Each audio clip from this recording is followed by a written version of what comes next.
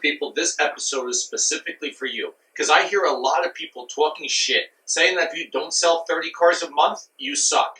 And I think that's bullshit.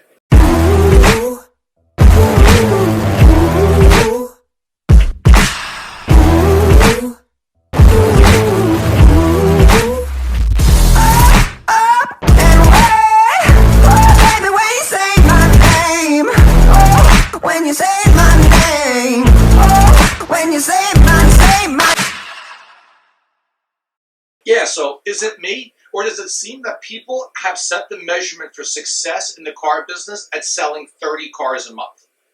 A lot of general managers I talk to, they say, my sales floor is weak. Like, I really just don't have that 30 car a month guy. Sales trainers, man, they seem to be popping up out there like weeds in my neighbor's lawn. But that's a whole nother episode. The sales trainers are all saying, strive towards 30 cars a month, right? And at the desk, snippy desk dog sales managers all push back with the same bullshit line of, when I was a salesperson, I sold 30 cars a month. I never came to the desk without a deposit. So I pose the question, what really makes a great salesperson? Is it selling 30 cars a month? And if you sell 29, do you suddenly suck shit? Is it your closing ratio, demo ratio, or some other type of voodoo magic statistic that can either be manipulated or changed due to an uncontrollable variable that's in there? Or is it that a salesperson is a team player? He helps out his fellow floor mates by taking care of their B-backs when the B-backs show up on their day off, and he never expects a split deal for it? What about reviews, CSI scores? Man, I could go on and on for hours here with all the different gauges. But to me, it's really simple.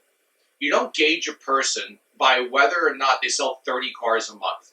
And this is coming from a guy who back in the day sold over 30 a month many times. That's because back in the day, which is also when most of those managers I was talking about before and supposedly did their 30 cars a month, it was a totally different world. Basically, back in the day, the fucking internet didn't even exist. There weren't as many dealerships, and customers weren't a quarter as educated about the vehicles in the car buying process as they are today. Plus, those variables I spoke about earlier, they're real. It's almost impossible to sell 30 cars a month in a store that sells 100 in total with 15 salespeople and an up system that counts a stroker coming in looking for a brochure as an up. To me, you gauge a successful salesperson as a guy or gal that always wants to do more. Someone who is always looking to improve. Someone that wants to, never be satisfied with whatever amount of cars they sell.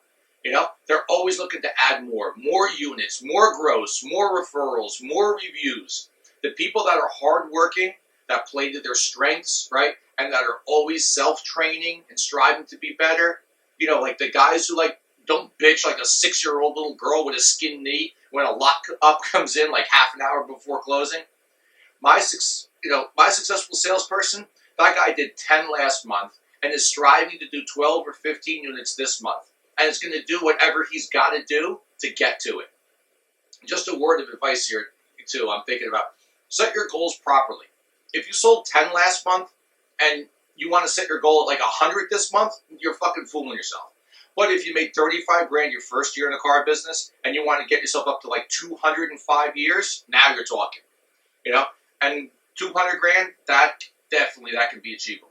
So it's all relative to the market you're in, the store that you work at, and the product you sell. But most of all, it's you, your work ethic, your hustle, your determination. Most importantly, it's your state of mind that's going to determine whether you're going to settle for whatever you put on the board or if you're always going to strive for more. And honestly, that to me, that's success in any field. Baby, when you say my name, when you say my name, when you say my